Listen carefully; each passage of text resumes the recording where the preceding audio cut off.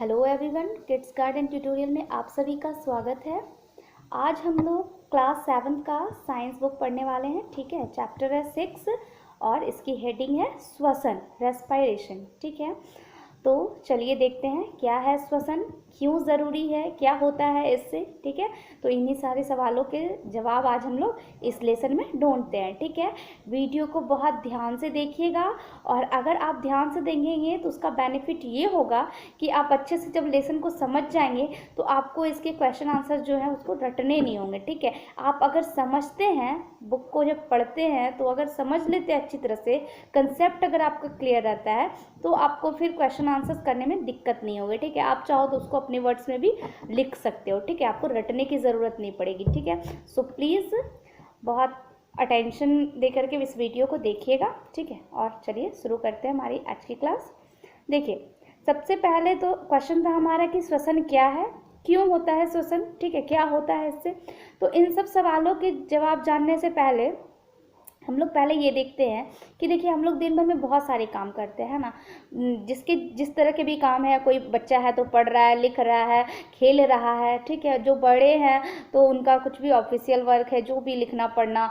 फिर जो औरतें हैं घर में वो खाना बनाती हैं। ठीक है, या फिर जो भी कपड़े धोती है, जिस तरह के भी काम है। ठीक है, तो कोई भी काम जो भी हम लोग दिन भर में करते हैं, ठीक है, तो उसमें हमें किस चीज़ की ज़रूरत होती है, ऊर्जा की ज़रूरत होती है। ठीक है, अगर हमारे शरीर में एनर्जी नहीं होगी तो हम लोग कोई भी काम नहीं कर पाएंगे। ठीक है ना, तो यहाँ हम लोग देख रहे हैं कि ऊर्जा बहुत इंपॉर्टेंट है कोई भी काम को करने के लिए। ठीक है, तो जब ऊर्जा इतनी इंपॉर्टेंट है तो ऊर्जा हमें मिलती कहाँ से है। ठीक है, तो देखिए, ऊर्जा जो है हमें, जो हम लोग भोजन करते हैं तो उससे हमें ऊर्जा मिलती है। ये आप लोगों को पता होगा कि जो भी भोजन हम लोग खाते हैं उससे हमें ऊर्जा मिलती है। तो क्या हम लोग जैसे ही भोजन खाते हैं वैसे ही हमें ऊर्जा मिल जाती है?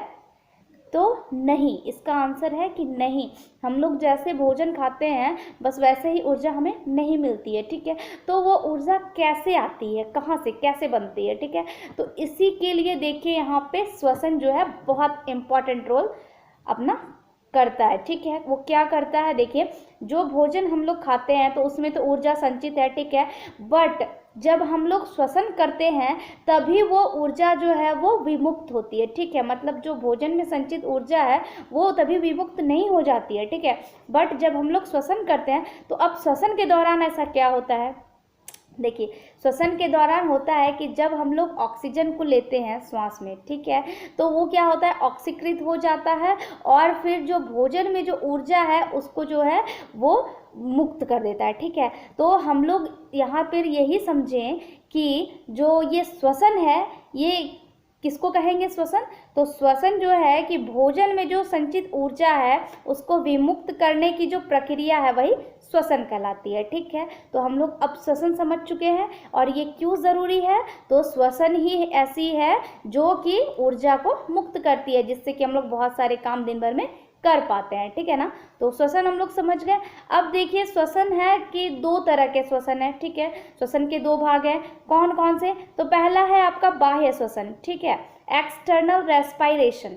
ठीक, और सेकंड है आपका अंतः श्वसन, ठीक है, इंटरनल रेस्पिरेशन। श्वसन 2 पार्ट्स में डिवाइड है, पहला तो बाह्य श्वसन, दूसरा है अंतः श्वसन। ठीक है, अब बाह्य श्वसन जो है वो भी 2 पार्ट्स में डिवाइड है। बाह्य श्वसन पहले हम लोग समझते हैं कि कहते किसे हैं। ठीक है, तो देखिए, बाहरी वातावरण से ऑक्सीजन को कोशिकाओं में पहुंचाना और उसके उपयोग के बाद कार्बन डाइऑक्साइड को कोशिकाओं से बाहर वातावरण में जो छोड़ने की प्रक्रिया है, ये पूरी प्रक्रिया जो है बाह्य श्वसन कहलाती है। ठीक है, हम लोगों को पता है कि हम लोग श्वास में क्या लेते हैं, ऑक्सीजन लेते हैं। ठीक है, तो ये ऑक्सीजन कहाँ से आया, वायुमंडल से आया। वायुमंडल से हम लोगों ने ऑक्सीजन अपने शरीर में इन कर लिया। उसके बाद क्या होता है कि क्या हम लोग रिटर्न में फिर ऑक्सीजन ही छोड़ते हैं? जी नहीं, हम लोग क्या करते हैं, रिटर्न में फिर हम लोग का कार्बन डाइऑक्साइड हम लोग रिलीज करते हैं। ठीक है, तो जो वातावरण से हम लोग ऑक्सीजन अपने अंदर इन किए और फिर उसके बाद जो हम लोग अपने शरीर के अंदर से जो कार्बन डाइऑक्साइड रिलीज किए बाहर, तो ये जो पूरी प्रक्रिया है इसी को कहते हैं बाह्य श्वसन। ठीक है, तो ये बाह्य श्वसन हो गया। अब देखिए, हम लोगों ने श्वसन को देखा कि 2 पार्ट्स में डिवाइड थे, बाह्य श्वसन और अंतः श्वसन। अब जो ये बाह्य श्वसन है ये भी 2 पार्ट्स में डिवाइड है। ठीक है, इसके भी 2 भाग है, 2 भाग में बांटा गया है। तो पहला क्या है कि श्वासोच्छ्वास, जिसको ब्रीदिंग कहते हैं। ठीक है, और दूसरा है गैसों का परिवहन, ट्रांसपोर्टेशन ऑफ गैसेस, ठीक है। तो ये अब 2 पार्ट्स में डिवाइड है। तो चलिए सबसे पहले हम लोग समझते हैं कि श्वासोच्छ्वास क्या है, ठीक है। देखिए, सांस लेने तथा छोड़ने की प्रक्रिया को श्वासोच्छ्वास कहते हैं, ठीक है। श्वासोच्छ्वास द्वारा बाहरी वातावरण एवं श्वसन अंगों जैसे फेफड़े के बीच गैसों का आदान प्रदान होता रहता है, ठीक है। अतः श्वासोच्छ्वास की क्रिया जो है वो 2 चरण में संपन्न होती है। पहले चरण में क्या होता है कि पहले चरण में जो बाहर से जो वायु है, वायु के साथ जो ऑक्सीजन है वो कहाँ जाता है, हमारे श्वसन अंग में पहुंचाया जाता है, तो इसको कहते हैं प्रश्वास, ठीक है, इंस्पायरेशन। और फिर दूसरे चरण में क्या होता है कि जो फेफड़े से कार्बन डाइऑक्साइड जो है वो शरीर से बाहरी वातावरण में निकाल दिया जाता है, तो इसको कहते हैं उच्छ्वास, ठीक है। पहले क्या किए हम लोग, जो वातावरण से ऑक्सीजन था उसको इन किए तो वो था प्रश्वास, और जब हम लोग जो है कार्बन डाइऑक्साइड को अपने शरीर से बाहर रिलीज कर दिए तो वो था हमारा उच्छ्वास, ठीक है। तो इस तरह से हम लोग कह सकते हैं कि वह प्रक्रिया जिसमें वातावरण से ऑक्सीजन युक्त हवा प्रश्वास की क्रिया द्वारा शरीर के भीतर फेफड़े में ली जाती है तथा कार्बन डाइऑक्साइड मिश्रित हवा उच्छ्वास की क्रिया द्वारा बाहर जब वातावरण को लौटा दी जाती है, तो इसी पूरी प्रक्रिया को जो है क्या कहते हैं, श्वासोच्छ्वास कहते हैं, ठीक है। और ये जो प्रोसेस है पूरा श्वासोच्छ्वास की, ठीक है, तो ये कौन सा प्रोसेस, अगर हमसे पूछा जाए कि ये किस तरह का प्रोसेस है, तो ये एक मैकेनिकल प्रोसेस है, ठीक है, यांत्रिक प्रक्रिया है, ठीक है।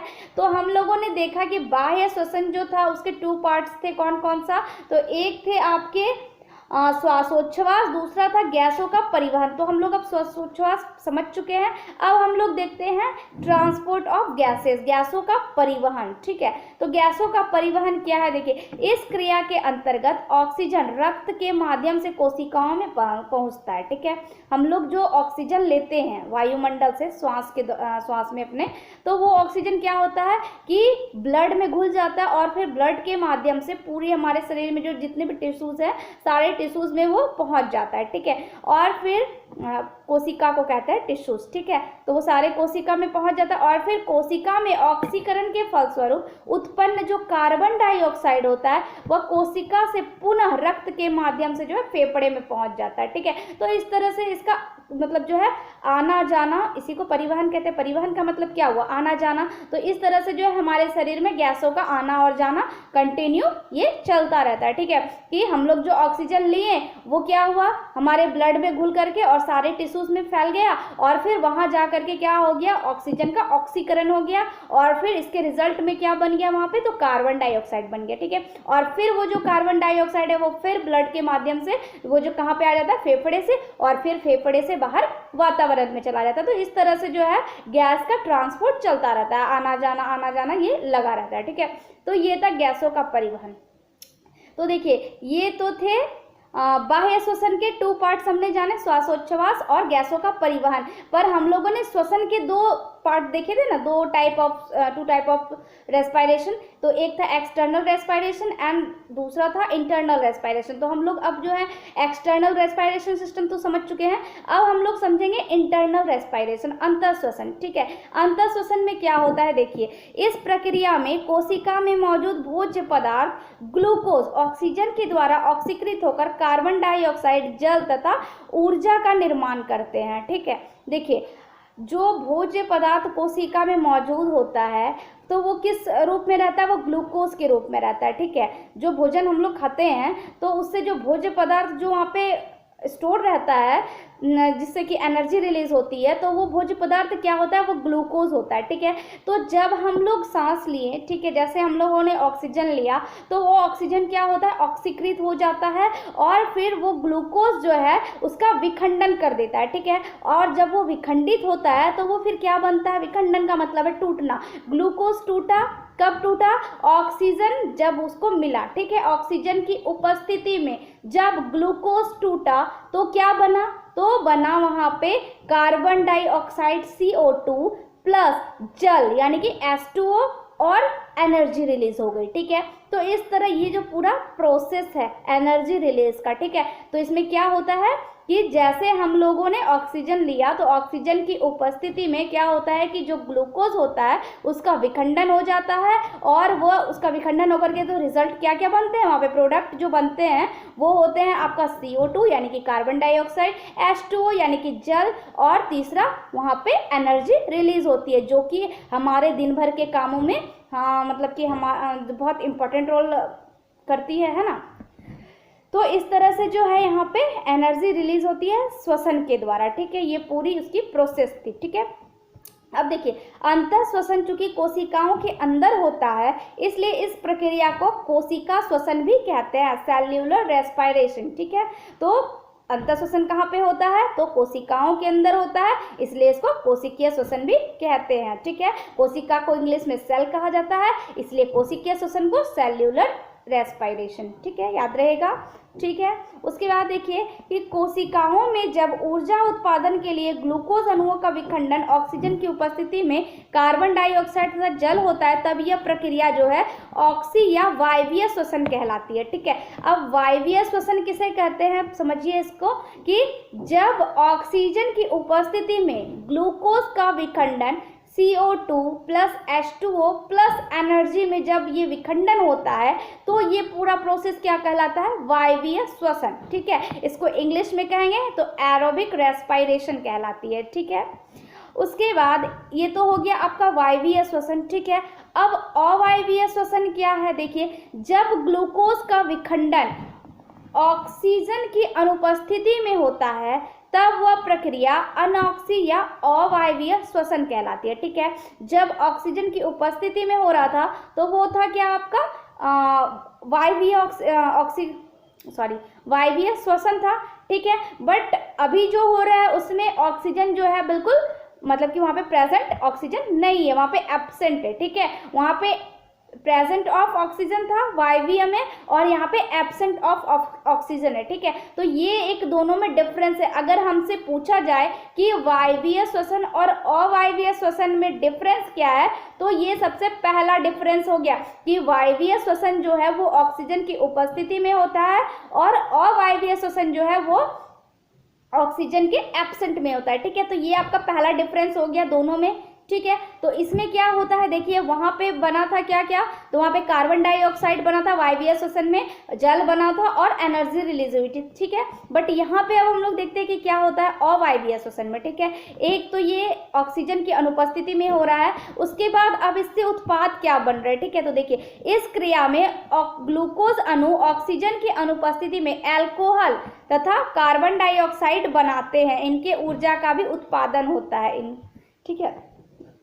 तो यहाँ पे क्या होता है कि जब ऑक्सीजन के एब्सेंट में जब ग्लूकोज का विखंडन होता है तो यहाँ पे उत्पाद क्या बनते हैं, तो एल्कोहल बनते हैं, CO2 बनते हैं और ऊर्जा रिलीज होती है, ठीक है। तो दोनों में हमने यहाँ पे वायवीय श्वसन और अवायवीय श्वसन में हमने दो डिफरेंसेस देखे, ठीक है। पहला डिफरेंस क्या था कि जो वायवीय श्वसन थे वो ऑक्सीजन के प्रेजेंट में हो रहा था, बट जो अवायवीय श्वसन है वो ऑक्सीजन के एब्सेंट में हो रहा है, ठीक है। ये आपका पहला डिफरेंस हो गया। सेकेंड डिफरेंस हमारा है कि वहाँ पे जो है प्रोडक्ट क्या क्या बने थे, तो CO2 plus H2O plus energy release हुई थी, ठीक है। बट यहाँ पे क्या हो रहा है कि यहाँ पे एल्कोहल बन रहा है, ठीक है, एल्कोहल हो रहा है और फिर कार्बन डाइऑक्साइड तो दोनों में थे, ये तो सेम है, ठीक है। बट यहाँ पे जल नहीं बन रहा है, वहाँ पे जल बना था, यहाँ पे एल्कोहल बन रहा है और बाकी CO2 और एनर्जी जो रिलीज हुई थी ये तो दोनों में ही सेम थे, ठीक है। तो ये दो डिफरेंसेस है वायवीय श्वसन और अवायवीय श्वसन में, ठीक है। उसके बाद देखिए यीस्ट में जो है वो वायवीय श्वसन होता है, ठीक है। यीस्ट क्या करती है कि एक कोशिकीय जीव है, यीस्ट अवायवीय रूप से श्वसन करती है, अवायवीय श्वसन करती है, ठीक है। यीस्ट जो है अवायवीय श्वसन करती है जिसके फलस्वरूप क्या होता है कि इस प्रक्रिया में अल्कोहल निर्मित होता है, ठीक है। मैंने बताया आप लोगों को कि अवायवीय श्वसन में अल्कोहल का निर्माण होता है और यहाँ यीस्ट जो है वो अवायवीय श्वसन कर रही है तो उससे क्या बना, अल्कोहल बना। अब हम लोगों को पता है कि शराब बनाने में जो है यीस्ट का प्रयोग किया जाता है वो इसी रीजन से किया जाता है, ठीक है, कि यीस्ट जो है वो क्या करती है, अवायवीय श्वसन करती है जिसके कारण वो अल्कोहल का निर्माण करती है, ठीक है। तो इसी कारण से यीस्ट का प्रयोग जो किया जाता है वो शराब बनाने में किया जाता है, ठीक है। देखिए झारखंड के लिए थोड़ा सा स्पेशल दिया हुआ है कि झारखंड में ईस्ट की जगह रानू गोली का इस्तेमाल कर स्थानीय पेय पदार्थ, झारखंड का स्थानीय पेय पदार्थ क्या है, हड़िया, ठीक है। तो यहाँ का हड़िया का जो निर्माण किया जाता है तो उसमें किसका प्रयोग किया जाता है, रानू गोली का इस्तेमाल किया जाता है ईस्ट की जगह पे, ठीक है। अब देखिए, अब हम लोग समझते हैं कि हमारी जो पेशी कोशिकाएं हैं वो भी कभी कभी अवायवीय श्वसन करने लगती हैं, ठीक है। तो देखिए ऐसा क्यों होता है, क्या कंडीशंस होते हैं जबकि हमारी पेशी कोशिकाएं अवायवीय श्वसन करती है, ठीक है, एंड इसका रिजल्ट क्या होता है, ठीक है। तो चलिए इसको हम लोग देखते हैं। तो देखिए वो होता क्या है कि जब देखिए हम लोग कुछ ज़्यादा मेहनत वाला काम, जैसे कि मान लीजिए कि हम लोग घंटों एक्सरसाइज जैसे कर रहे हो, या फिर कहीं से साइकिलिंग करके आ रहे हो, या फिर सीढ़ियाँ चढ़ रहे हो, या फिर कुछ भी मतलब इस तरह के काम, वजन उठा रहे हो, ठीक है। तो इस तरह के जो कुछ भी काम होते हैं तो उस समय क्या होता है कि ऑक्सीजन की जो मांग है हमारे शरीर में वो बढ़ जाती है, ठीक है।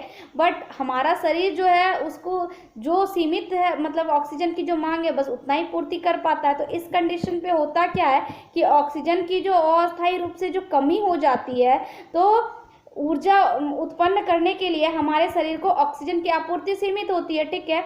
तो ऐसी स्थितियों में पेशी कोशिकाएं जो होती है वो अवायवीय रूप से श्वसन करने लगती है, ठीक है।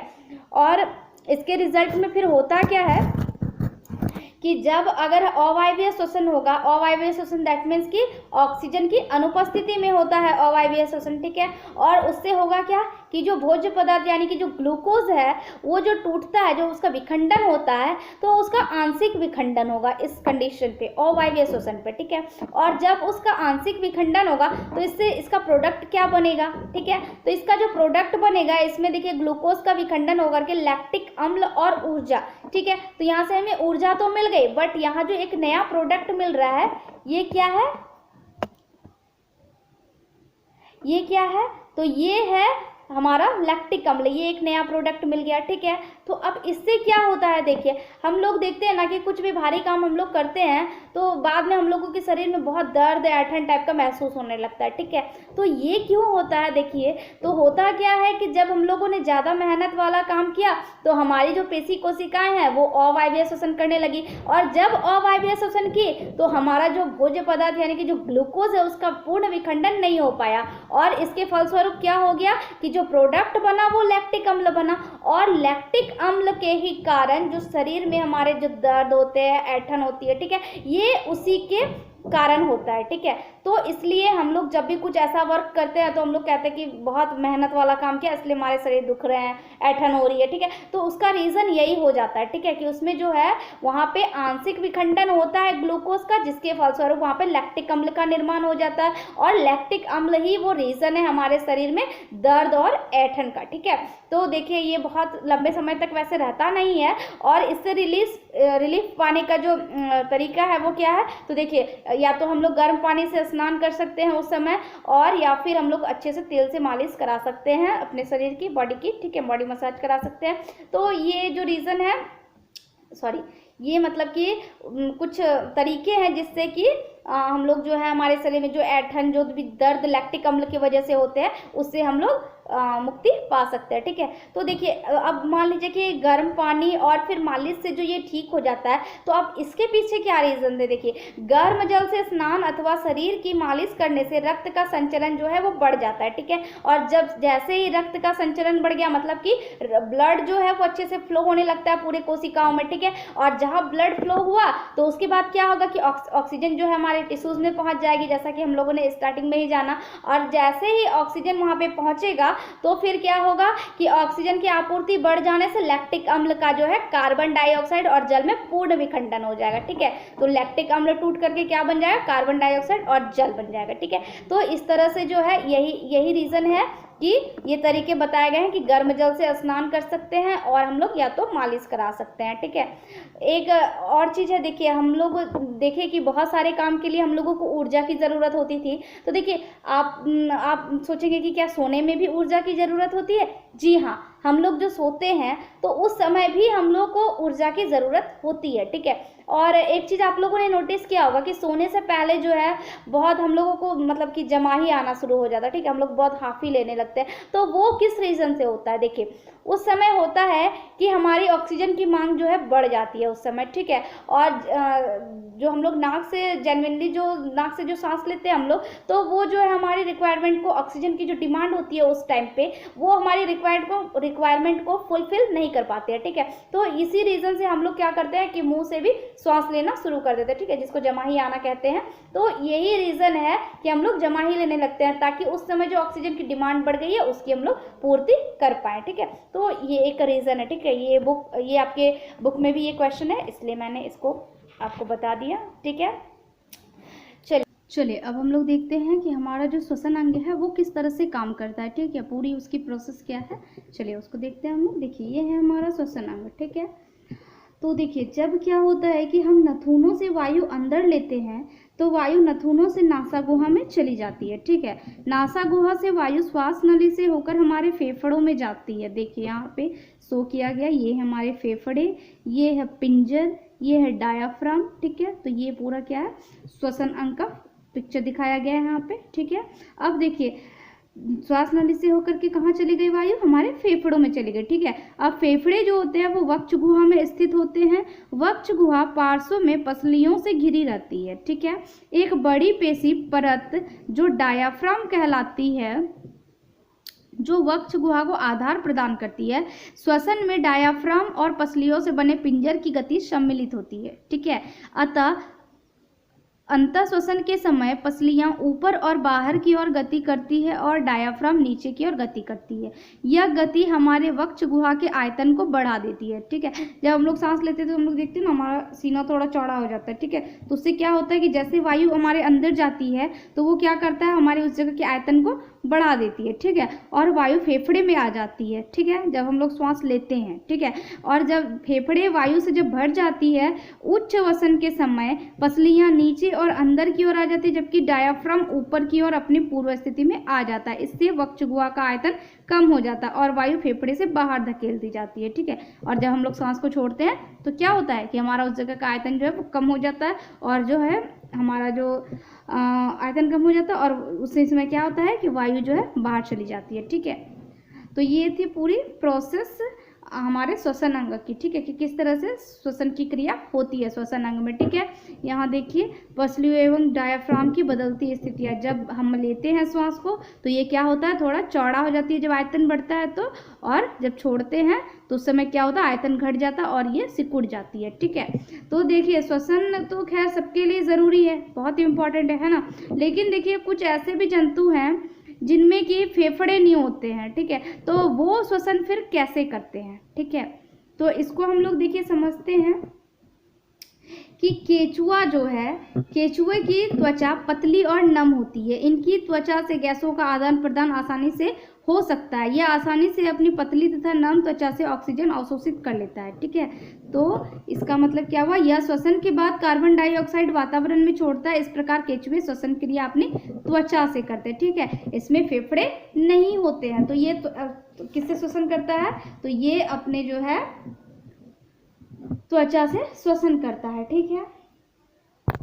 अब हम लोग देखते हैं कि मेंढक जो है उसमें श्वसन कैसे होता है, ठीक है। तो मेंढक देखिए वो स्थल में भी रहते हैं और जल में भी रहते हैं, ठीक है।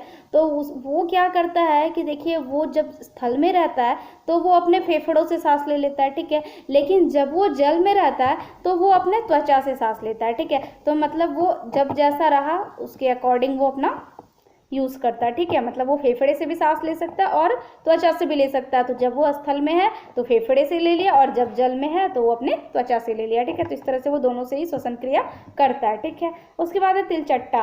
तो देखिए तिलचट्टा में छोटे छोटे छिद्र होते हैं। इन छिद्रों को श्वास रंध्र कहते हैं। इनके शरीर में गैसों के विनिमय के लिए वायु नालियों का जाल बिछा होता है। इस जाल को क्या कहते हैं, श्वासनाल या वातक कहते हैं, ठीक है। तो ये कहाँ से अपना जो श्वसन है वो किससे करता है, तो छोटे छोटे छिद्र होते हैं, उन्हीं से ये श्वसन की क्रिया करते हैं, ठीक है। अब देखिए ऑक्सीजन समृद्ध वायु श्वास रंध्रों, श्वास नालों में जाकर शरीर के ऊतकों से होकर शरीर के प्रत्येक कोशिकाओं में पहुंचता है। कोशिकाओं से कार्बन डाइऑक्साइड श्वास नालों में आती है और फिर श्वास रंध्रों से बाहर निकल जाती है। ठीक है। तो ये पूरी प्रोसेसिंग है तिलचट्टे के शरीर में श्वसन की, ठीक है। अब देखिए जो जल में रहने वाले जीव हैं जैसे कि मछली, वो कैसे श्वसन करती है, ठीक है। तो देखिए मछली तथा पानी में रहने वाले जीवों में गलफड़ा या क्लोम या गिल पाया जाता है, ठीक है। गिल जो है वो जल में घुली ऑक्सीजन का उपयोग श्वसन के लिए करते हैं। गिल मछली के सिर के सबसे ऊपरी भाग में दोनों तरफ पाया जाता है, ठीक है। गिल में रक्त वाहिनियां काफी संख्या में होती है, इससे गैसों का आदान प्रदान होता है, ठीक है। तो मछली या फिर और वैसे जीव जो पानी में पाए जाते हैं तो उनमें क्या होता है, गलफड़ा, क्लोम या फिर गिल होता है, वही उसी से वो लोग श्वसन करते हैं, ठीक है। तो ये तो था कि जीवों में श्वसन हो गया, ठीक है। तो अब देखिए पेड़ पौधे भी तो श्वसन करते हैं, वो भी तो सजीव है। तो पेड़ पौधे श्वसन कैसे करते हैं, देखिए क्या आप जानते हैं कि पौधे की पत्तियां एवं अन्य भागों में ऑक्सीजन और कार्बन डाइऑक्साइड के आदान प्रदान के लिए सूक्ष्म छिद्र होते हैं, ठीक है। तो पेड़ पौधे में ऑक्सीजन और कार्बन डाइऑक्साइड के आदान प्रदान के लिए एक सूक्ष्म छिद्र होता है जिसे रंध्र या फिर इंग्लिश में बात करें तो स्टोमेटा कहते हैं, ठीक है। तो वही रंध्र से जो है पेड़ पौधे अपना श्वसन करते हैं, ठीक है। बट यहाँ जो वो लोग श्वसन करते हैं ये हम जीवों से थोड़ी सी डिफरेंट होती है, ठीक है। देखिए यहाँ पे रंध्र के द्वारा ये वायु से ऑक्सीजन अंदर लेते हैं, ठीक है, तथा कार्बन डाइऑक्साइड निर्मुक्त करते हैं। इनकी कोशिकाओं में भी अन्य जीवों की तरह ग्लूकोज का विखंडन कार्बन डाइऑक्साइड तथा जल में होता है। इस प्रकार इस अध्याय में आपने पढ़ा कि श्वसन एक महत्वपूर्ण जैविक प्रक्रम है। सभी जीवों को आवश्यक ऊर्जा प्राप्त करने के लिए श्वसन की ही आवश्यकता होती है, ठीक है। तो इसलिए श्वसन बहुत ज़्यादा इम्पॉर्टेंट है और हम लोग बिना सांस लिए नहीं रह सकते हैं, ठीक है। और श्वसन तो इम्पॉर्टेंट है ही, उसके साथ में जो हम लोग ऑक्सीजन गैस इंटर करते हैं हमारे शरीर में श्वसन के दौरान, तो वो काफ़ी ज़्यादा इम्पॉर्टेंट है, ठीक है। क्योंकि ऑक्सीजन जाता है तभी ऑक्सीजन की उपस्थिति में जो ग्लूकोज है उसका विखंडन होता है और उसी समय कार्बन डाइऑक्साइड, जल और ऊर्जा जो है वो भी मुक्त होती है, ठीक है। और वही ऊर्जा हम लोग अपने रोज़मर्रा की जो भी काम हम लोग करते हैं उस समय हम लोग उसी एनर्जी को यूज़ करते हैं, ठीक है। तो ये थी पूरी प्रोसेस श्वसन की, ठीक है। हम लोगों ने जाना कि श्वसन के बारे में, ठीक है। अगर वीडियो पसंद आया तो प्लीज़ वीडियो को लाइक कीजिएगा, शेयर कीजिएगा एंड चैनल को सब्सक्राइब कीजिएगा और बेल आइकन भी प्रेस कर लीजिएगा ताकि नेक्स्ट चैप्टर की जो भी वीडियो अपलोड की जाएगी उसकी नोटिफिकेशन आप लोगों को मिलती रहेगी, ठीक है। Thank you.